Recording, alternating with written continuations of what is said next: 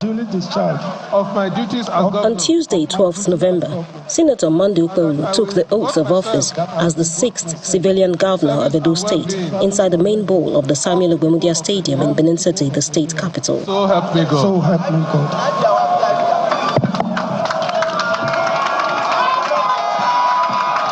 In his inaugural speech, Mr. Okpebholo reiterates his 5-point agenda to develop the state: security, infrastructure, healthcare, food sufficiency, and education.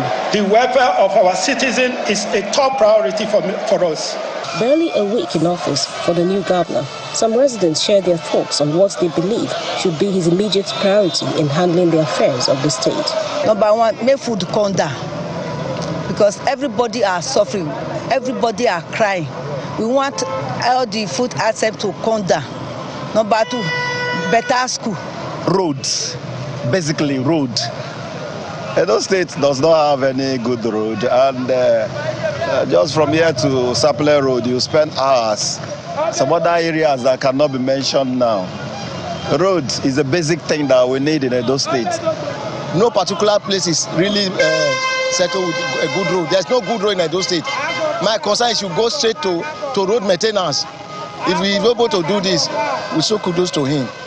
A public affairs analyst, Mr. Nuruddin Asunoje, also shares his views on expectations from the new governor. You can't do anything when you have not gotten security right. And road is part of the issue of security. So you see, there is a conurbation. You can't even tell where one stops and where the other begins. You can't fight insecurity, for example, when you have challenge of good roads. Because once the roads are bad, it will mean that economic activity will be badly affected. And so people will tend to look for the easy way to go. He maintains that Senator Okpebholo needs to earn the trust of the people by choosing his cabinet on merit. He needs to embrace courage at the expense of comfort, which people normally will associate with the office. Once he does that, then he will need to enlarge the space for critical thinking. He must not allow its emasculation to take place, and get some persons outside those he probably thinks supported him to become governor. One of the highlights of Governor Okpebholo's inaugural speech is a revisit of the 7th Edo State House of Assembly saga, where 14 lawmakers-elect were not sworn in on 17th June 2019. A member of that group, Chris Okaibe, believes the group will be vindicated eventually. I cautioned them then, they did not listen. And I'm sure lawyers have already started looking at those issues. And those are issues that are going to be visited soon. I don't even need to, I'm only giving an expo. We all know what the Constitution says, and the Constitution says a house shall consist of 24 members and not less than. As if on cue, the first assignment embarked on by Governor Okpebholo is on road construction. It might be early days yet, but in the coming weeks, residents in Edo State will be hoping to see Governor Monday Okpebholo hit the ground running in office and also match his campaign promises with action.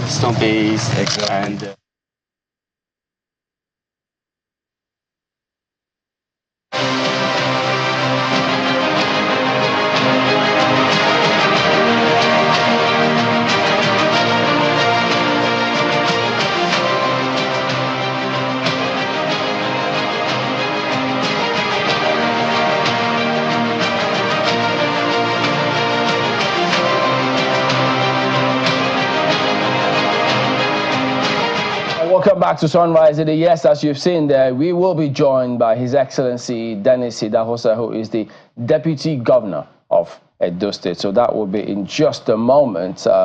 Yes, you've seen the report, which highlights what the residents of Edo State expect from the government of Edo State. And so usually we hope that will not be lost. Okay, we can go to him now. Good morning, Your Excellency. Thank you for joining us on the program today. Good morning. Such a great honor to be here. Okay, so let's start with your own personal story. How did you get to be chosen in the first place to become deputy governor? I know that when you were commissioner, perhaps this may not have been topmost in your thoughts. And then you were in the House of Reps 2019. You were also elected for a second term. And here you are sitting down as deputy governor. Talk to us about that. Thank you very much. The journey started in 2014 when I was nominated to be the Commissioner for Investment and PPP under the leadership of Adams Ali Oshomole. And thereafter, I was also nominated to be representing the South region in Green Wall under Federal Ministry of Environment. And while I was serving there, I was called upon by the good people of Ovia to come and represent them in House of Reps. So in 2019, I contested, I won, and I was re-elected in 2023. And by the grace of God, today I'm the Deputy Governor of Edo State. So wait, could you explain this to me? Sometimes when politicians say, well, we were called upon, is it that you were just doing your thing, they called you, or you indicated interest? I mean, can, as Marco is presenting now, can they come and call, hey, come and represent us? Is that the way it works? So we understand. And basically, it's having a salary. We're giving widows in my local government in Ovia Southwest. So I was just doing it. And that when I left the office, I came to represent the people, federal constituency. Most of those women came to, they were consistently asking me to come around. That was how I elected in the first place. They gave very massive support. That is how I won that election in 2020. Okay, so yes, having won, congratulations on your party's victory for that election, even though the PDP, I think they dragged it to court. They're contesting how that election turned out. So for you, even though maybe not to speak about the particular prayer that is before the courts, do you feel that, you know, you are unencumbered, unfettered, that you have the mandate of the people freely, or do you still at some point think, well, is there a question mark about how we got to where we are and how we are expected to work moving forward? First, the election was free and fair. There was a relatively peace in Edo. On that day, there was no single casualty. And for you to have credibility in the election, look at the analysis. An election twice in Ovia Federal constituency. I won the election back to back. And in this election, can you imagine? I lost my local government about 100. If you compare both 2024 election, you realize that the election was free, credible, and fair.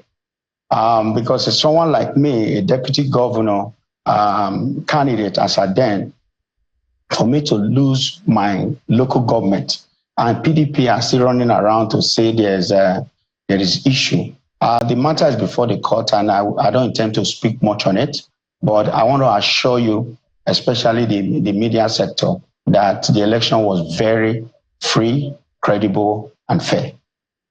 In other words, we should discard the reports and the observations of the civil society organizations as well, who also highlighted some inconsistencies with INEC's results that they noticed. Is that what you're saying, sir? I didn't know of any. There's any court of law should be able to identify them. But we should be ashamed, as a country, because there was an election thereafter in United States. It wasn't perfect, but I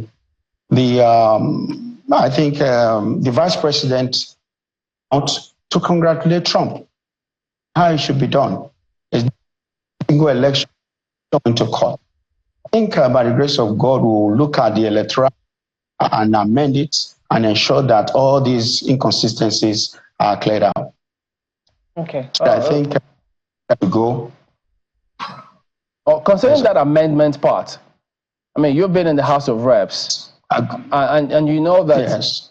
there were some unhappy. I mean, Nigerians were not exactly. It was as if Nigerians, they have members of the House of Reps were against Nigerians in the first instance when the amendments to the elections were going to happen before some of them eventually came through.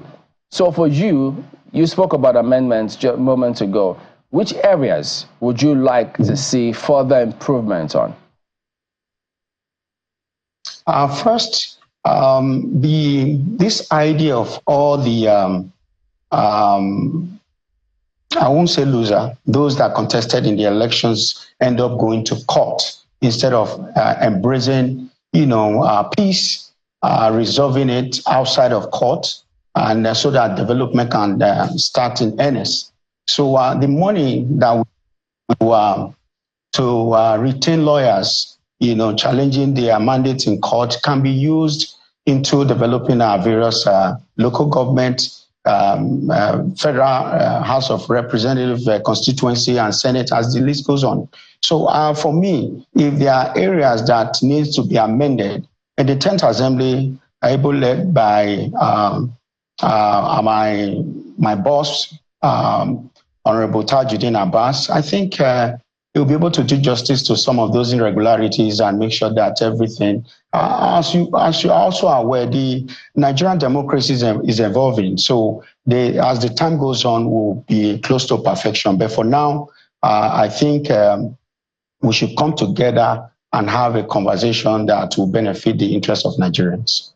Well, how do you think that the ongoing court case hampers your administration? By that, I mean you and the governor's administration, your efforts in terms of reconciling the people. Because we also know how an election can cause divisions between brothers and sisters. And usually after elections, people always say, oh, there needs to be a reach out to the other side to see how you can reconcile and everyone will work together for the good of the state. But while emotions are still as raw as they are and the matters will be going on in court, how do you think that that is going to hamper the reconciliation efforts which you might want to embark upon? First, the executive governor of Edo State is a good man. He has a good heart. He has a fear of God. And he has extended a hand of fellowship to the opposition. And if you come to Edo now, Edo is relatively peaceful, and there's this harmony and excitement out there. We went on an inspection tour yesterday. You can see the people filled with joy and fulfillment. So there is no division in Edo. Even our brother, Barrister Ighodalo, is a Benin man. If he wants to work with us, I know the governor is good enough to look for something for him to contribute his area of interest towards the development of Edo. So we are not shutting anybody out. We are bringing a unity to Edo across board. Regardless of any political party, we want to develop Edo State. About that point you just made now, there are people who have a lot of misgivings about that. They think rather than maybe whichever party wins, then you invite them to come and work with you. Some think, look, because we've seen how it played out before in previous republics, even when former President Obasanjo tried it, we know how those persons who were in those administration from other political parties, we know how it all ended. So for you, having been in the House, elected as a member, shouldn't we be considering probably some amendments such that this winner takes all stops? Because those people who are fighting and challenging whoever wins is because, as you highlighted, they spend a lot of money. And you can't expect someone who spends all that amount of money and then, quote unquote, as they always say, somebody somewhere outrigs, because they say they all rig, and somebody rigs and then this other person wins, the other person doesn't win. They will not be happy. Shouldn't we approach this from the point of law such that we will not have a winner-takes-all approach to our elections? Yes, I totally agree with you. But if we have to go into that, we have to look at the area of local government. a local government, if you notice now, in most of the elections, the state governments in power, when they conduct local government election, they usually win all the council seats. But in a highly contentious election where there is credibility, it ought not to be so. So yes, the 10th Assembly, by the grace of God, will have a lot of job to do to ensure that the laws are amended, to ensure that when you actually go into an election and you win. But also, if you look at it, you don't expect, for instance, God forbid, if Edo people had voted the other side, do you think they will accommodate us? Do you think they will want to bring us on board? But we are doing that for them because we have the fear of God. So I think the best thing to do here is to start from the local government level. When there is an election, there should be some seats. If opposition actually win, they should allow them to serve the people because that's the vote, the interest of the people. The ultimate goal about democracy is when the people speak, you have to make sure you accept it, regardless if it makes you happy or not. So what about the concept of proportional representation in a parliamentary system of government? Do you think that can address some of these challenges? Obviously, in a parliamentary system of government, like me, I was a parliamentarian before coming into executive. First, I was an executive member, then went into parliament, executive. As a member, it is good for proportional education. That will also enhance development in various. Okay, so let's move on now to on the governance in the state. I know that you just mentioned a moment ago that you were on tour yesterday, taking a look at some roads. We know government is a continuum, but we're also noticing that the PDP themselves seem to be speaking up about something. So could you shed some light on this? Because they are saying that this government should not take credit for the Tembolo Road or something like that. So is that what the state government is doing? Talk to us about all of that. Okay. What we did yesterday, we went, not just yesterday, the governor and I, and with some of our party leaders and other professionals, went around to look at the extent of job implementation in our state. And we don't want to castigate the previous government, but you will agree with me that there's infrastructural deficit in Edo State. So there was a supplementary budget, and we are looking forward to that has been passed, so we can have something to work with. But the previous government did terribly bad, and there are some areas that they did well, but in terms of infrastructure, I am ashamed to be a Benin man that, because what they did is completely wrong, considering the amount of resources given to them from federal government and even internal generated revenue, but there's nothing to show for it. But we are not going to lament on that. We just want to continue to fulfill our promises to the people. So is that to say that the asphalting of Temboga Road, which the PDP said was on at the time, there was no such thing? They started the job, but if you have the opportunity to interact with the contractors, they will tell you that there was no resources. They refused to pay them. How can you award a road without mobilizing them? So it's like, giving a man a wife and, take what makes him a man, you take it away from him. So to me, that's not the way to go. When you award a contract, you mobilize the contractor so that they'll be able to go to site and do the job effectively. But that was not the case in that of Temboga.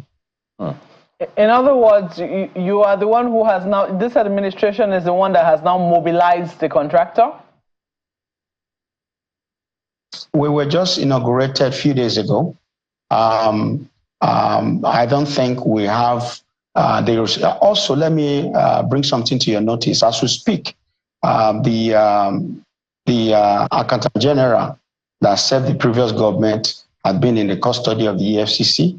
So those resources are all completely frozen. So we don't have access to funds, not to talk about mobilizing contractors for now.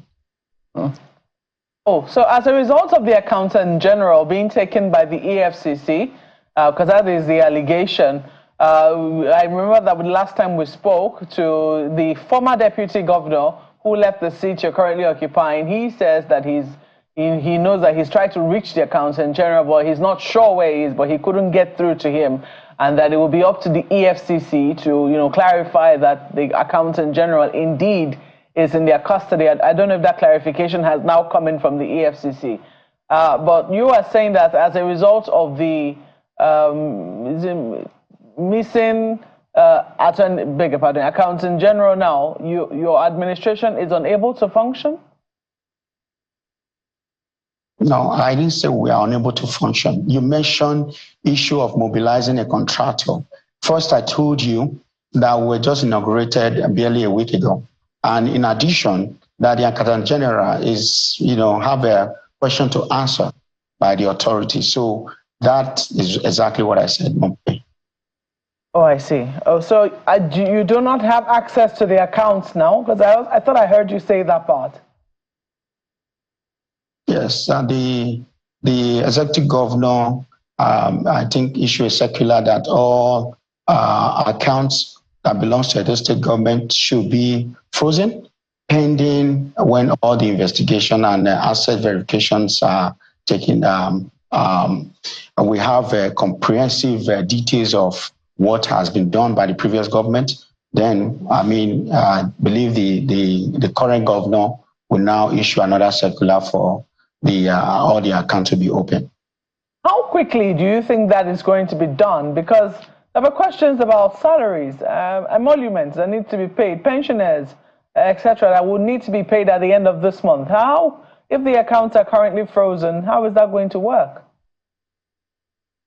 Before the end of the month, most definitely, the governor understands the sensitivity of that. He will definitely issue a circular for the funds to be released.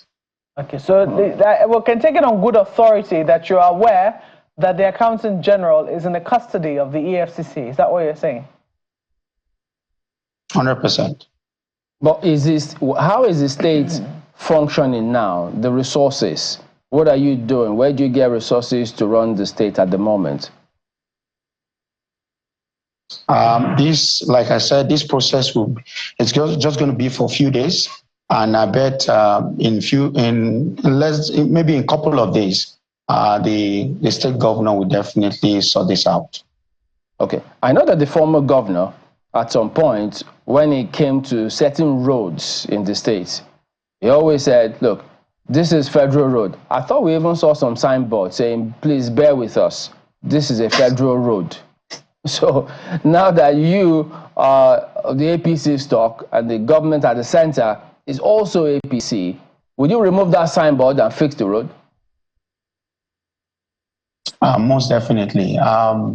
We would not differentiate the difference between the federal government road and state government road.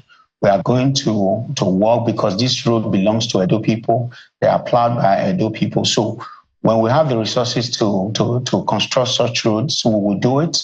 And at the end of the day, if it's in line with the federal government guidelines, I believe the processes are there for reimbursement. We have seen other states like Rivers got reimbursed by the federal government for constructing a federal road. We'll also use that strategy. But the most important thing is we are here to come and develop Edo for Edo people. So why did that road wasn't done then? Because some thought that the government was not willing to have a conversation or talk about reimbursing the former Edo state government, and so they just left the roads like that. Was that right? No, that wasn't true. The federal government, ably led by our president, Senator Bola Ahmed Tinubu, he's not a kind of a partisan man. He's a president of all the citizens of Federal Republic of Nigeria. If Godwin Obaseki had actually constructed a federal government road, he would have asked the Ministry of Works to reimburse him. But he didn't do that. Instead, he was playing politics with Edo people. That was what happened. Okay, let me take you up on the issue of the economy, which is a very important issue for people as we speak. Listening to the inaugural speech of the governor, I mean, he was very particular about security being the top priority for his own administration, for this administration. However, some people will say perhaps economy might be at the topmost, will I say, at the top layer for the people of Edo State, given how tough things generally are, not just in Edo, but of course across the country. Do you have any special plans to make things a little easier for the people of Edo State in this administration? Yes, we do. First, for there to be a robust economy, you have to tackle the issue of insecurity first. The governor is ready to combat insecurity because most of the rural part of Edo State, agrarian area, we relatively farm very well here, but issue of insecurity had kind of disturbed most of those processes. So Mr. Governor said he's going to strengthen the security infrastructure in the state to ensure that farmers can go back to farm, and that will also increase our GDP in Edo. And in addition to that, we are also looking at direct foreign investors that will also come here and invest, because when there is a safe state, most of foreign investors will come in to create job opportunity and also to boost our economy here in Edo State.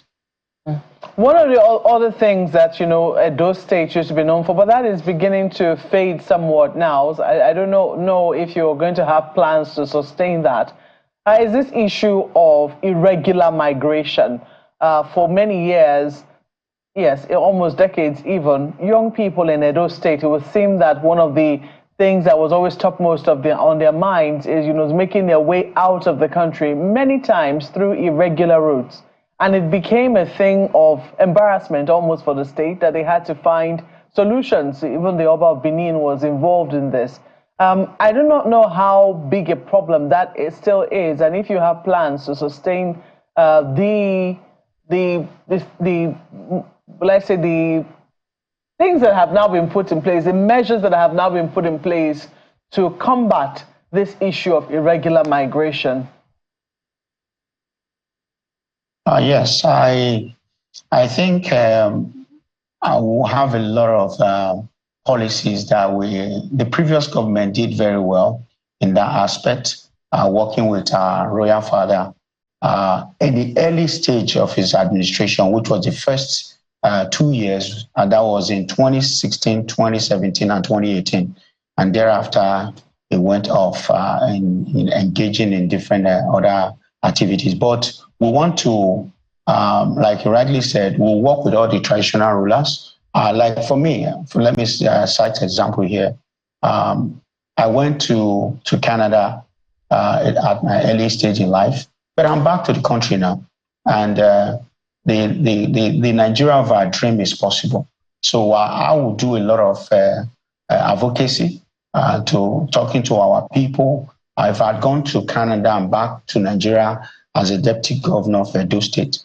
So if we are here, because there's no way the Canadian government would have given me the opportunity to be a deputy premier of our state in Ontario or in our province in Ontario. But here it is possible. So if it is possible for me, it can also be possible for someone else. Let's stay here in this country and build our state. Initially, Edo people were known for, especially our female, going to Italy and doing all sorts of things that are not right. But now, if you notice that the trend has changed, they are here now, contributing towards the development of our dear state. So we'll have a lot of advocacy to do, and ultimately that ugly trend will be erased from our state records. Do you think that advocacy by itself is enough? I mean, you just mentioned the fact that you went to Canada. I'm sure you were lured there by economic opportunities, and I want to believe that you traveled there as a regular migrant. I mean, you can get a Canadian visa and travel. But in the situation where a lot of our youths, still find going through the desert attractive, through the perilous journeys that has been chronicled well enough through, the desert. I'm just wondering, do you think that advocacy by itself will be enough, or do you think that there needs to be more concrete measures on the ground to give people a sense of hope that it is possible for the aspirations to be met in the state? Yeah, advocacy will do a little, but the most important thing is working with our traditional rulers in various central districts will also help. And in addition, the state governor is coming up with a lot of policies and programs that will engage the youth. So when the youth are engaged, I think the issue of irregular migration will be reduced drastically. And also, the governor is willing to use all measures to ensure that that area is addressed. I've had several conversations with him. He is so excited, and they can't wait to swing into action to ensure that majority of the Edo youth are engaged. Well, yesterday there were reports that about 135 billion naira match-up grants have not been accessed by different states in the country. Edo State happened to be one of those states. And we understand, I think about 2.6 billion has not been accessed by the state, if not more. So can you tell us, is your government aware of that, and what do you plan to do? Yes, my governor is aware of it. If you notice that he's trying to constitute his cabinet, whereby we'll have the commissioner in various ministries that will be briefing him in most of the processes to assess those funds. So he's a former lawyer, a former lawmaker from Senate. So whatever he is doing is in line with the law. So he's waiting patiently for the cabinet to be constituted, then we can swing into action to assess that funds. Okay, so you're telling us here and now that there will not be any such reports in the future that Edo State government was not able to provide the match-up grants to access UBEC funds, and that will become history. 100%. It happened before during Adams Ali Oshomole. The previous government did not access UBEC fund, but when Oshomole came, he did a Canapa funding, and the funds were released. That's how you come about the Red Roof Revolution in Edo. And even more, this current government is willing to access all those funds to develop Edo for Edo people. Could you explain to us, though, because many people don't understand, why were these funds not accessed in the first place? We just came on board now. Let me speak for our government. We are barely a week old, and I think, like I said, when the cabinet are fully constituted, we will do whatever it takes to make sure those funds are assessed towards the development of our dear state. The previous government, like I said, they embarked on so many journey that didn't make sense to Edo people, but I'm not here to speak for them. I'll speak for this current government. Okay, I understand that actually. I was just wondering because, you've been elected, you've been a commissioner, so you may have background stories as to why governors don't access those funds, because it's education. Everybody thought it should be basic. They should be able to access it. So we're thinking you have some background info as to why governors don't access it. Majorly, any government or governor that wishes the future of our dear state to be a great state, he will do whatever it takes to build the foundation in education, because a state that actually invests most of their budget on education, you know that's a responsible government that wants the future of the state to be a great state. But unlike the previous government, they were not interested. I think that's exactly what happened. But for us, you will see the massive development that we are going to bring about to Edo. But in area of education, the governor and I went out yesterday. We visited several schools, and it will interest you to know if you can send some private investigators to come and look at the current situation of Edo primary and secondary schools. You'll be amazed with the condition that we'll find ourselves. But okay, we hope when that you speak on air, you hear Pardon me, I was going to say that we hope that they'll open the doors and the books when our team come there to say, okay, can we access this, and this? So we're hoping that will happen when the team arrives, so we can then show that, yes, indeed, it's a transparent government. Yeah, we will do that. But I'm assuring you, if you have a private investigator that wants to come and investigate the previous government as regards to the area of education, not as a private investigator, especially just as a journalist. Okay, as an investigative journalist, we'll be willing to open our doors for you to do that. Yeah, interesting. Well, we also hope that accountability will be very high on the priority list of the current government. I just want to ask you, and this is a very personal question, considering how controversial the seat which you are currently occupying was in the past administration. We saw how the former deputy governor was, they had a pretty good relationship with his principal in the first term, but things got a little sour in the second term. I'm just wondering, he said he made a few statements just before he left office, and he said that, one of the reasons why he went to court is to make sure that the office of the deputy governor is regarded as not just a spare tire office. It must be a seat of consequence, so to speak. So I'm wondering, right now that you're deputy governor of Edo State, have your own roles be spelled out clearly as to what you'll be doing in the state as deputy governor? Yes, that has been done. But most importantly, nobody, I'm saying this by the grace of God Almighty, nobody should expect any misunderstanding between me and my principal, because I am here not to serve the good people of Edo, not a personal interest. So if there is going to be a personal interest that will supersede the interest of Edo people, I don't think I'm worthy to be in this seat. But our ultimate goal is to put the Edo people first. That's the reason why we are here. Does it make you a little uneasy, the controversy that was in that office before you assumed office? I think I've had several conversations with my predecessor. I understand that leadership is the key. When you have a good governor that sees his deputy as his younger brother, both of them can work together for the interest of the state. So that is what this current governor has shown to me, that I'm not just his deputy, but I'm also his younger brother.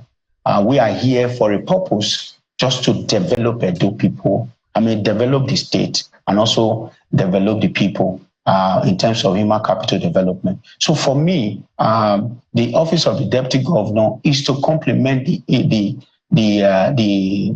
plans and the vision of the governor, to support him and ensure that most of those things that we tell the people during a campaign will actually fulfill them. So can you tell us what you'll be overseeing in Edo State? What ministries, departments, agencies that you'll be overseeing as deputy governor? The first one, because like I said, we have not constituted the cabinet yet. During the course of a few days and weeks, the governor and I would talk about that. But okay, the main statutory function of a deputy governor is the boundary commission. So I'll be chairing that. Okay, could you talk to us about a little bit more about this cabinet? I'm seeing the PDP writing here that the state government which you serve as deputy governor in the appointment of the chairperson of State Universal Basic Education Board that your government has blatantly disregarded established procedures and processes, and then they say that they are laid down rules and regulations. It has to be confirmed by the State House of Assembly, but your government announced the person and then said it takes immediate effect. And that is not the way it should be done. Yeah, I want to also make something very clear. There's nothing we are going to do that the opposition will actually applaud us. So we are not going to listen to them. We are going to listen to the good people of Edo State. Whatever we do that will promote the development and peace and harmony of our dear state, we will do it. And especially when it's in line with the law.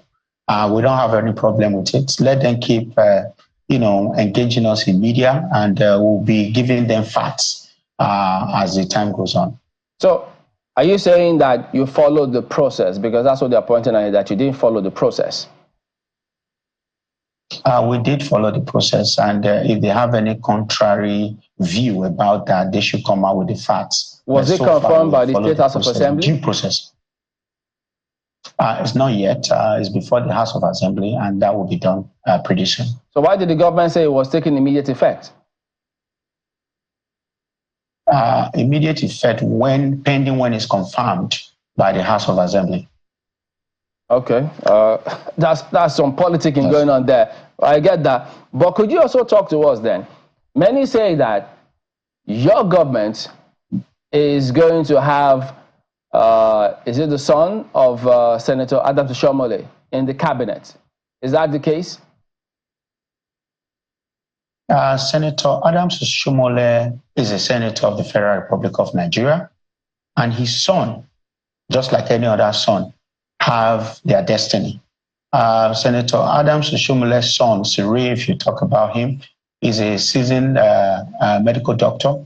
He studied here in Nigeria and went to the United States to also study as a medical doctor. So he has everything it takes to be in the cabinet. So because he's a son of someone, doesn't forbid him from occupying a seat that he has competence to be the leader or to chair. So he will be in the cabinet? He will be in the cabinet as the Commissioner for Health. Is this not what former President Obasanjo was talking about, politicians engaged in state capture? This position has nothing to do with Adams. In short, Adams didn't want it. He went against it. But the governor, because of the vision that he wants for the people of Edo, he has made his mind to have Dr. Cyril Adams Oshiomhole to be in our cabinet, not because of the father. In short, the father did not even have any role, no influence about him. So for us, we have made up our mind. We are going to look at the competence, not because this person is a son of who or any other person. Or even if you talk about former President Obasanjo, whatever he says, that is not the case here in Edo. That whatever he's going to do, should, that's fine. But for us, our peculiarities are different. This guy, Dr. Cyril, has the competence, and he has worked in different health sectors before. And the governor found him worthy to be one of the cabinet in Edo. So I don't see anything wrong with that. Even if someone else was the governor of Edo, still, I believe if you found Dr. Cyril competent, you should be able to bring him on board as the Commissioner for Health in Edo State. So it has nothing to do with being the son of Adams Oshiomhole. In short, he did not have any say in it. He didn't influence the governor to appoint him. It was the sole decision of Mr. Governor. All right. So it appears as though that's in terms of cabinet appointments, that appears to be the only one you've done so far. Is that right? No. Oh, okay. There's Attorney General has gone through the House of Assembly, confirmed, and he has been sworn in. The governor also went further to appoint a commissioner for finance. I believe that one will be appearing before the State House of Assembly today for confirmation. So the process is ongoing, and these are men that have, that have contributed either in the private sector or in the public sector. They have shown their competence and capacity to deliver. So it's not going to be. All right, that was Dennis Idahosa, the Deputy Governor of Edo State. We do thank you very much indeed for your time this morning. We appear to have lost that connection, but okay, he's back. So thank you, and we wish you and your government all the best. Thank you very much. Nice having me.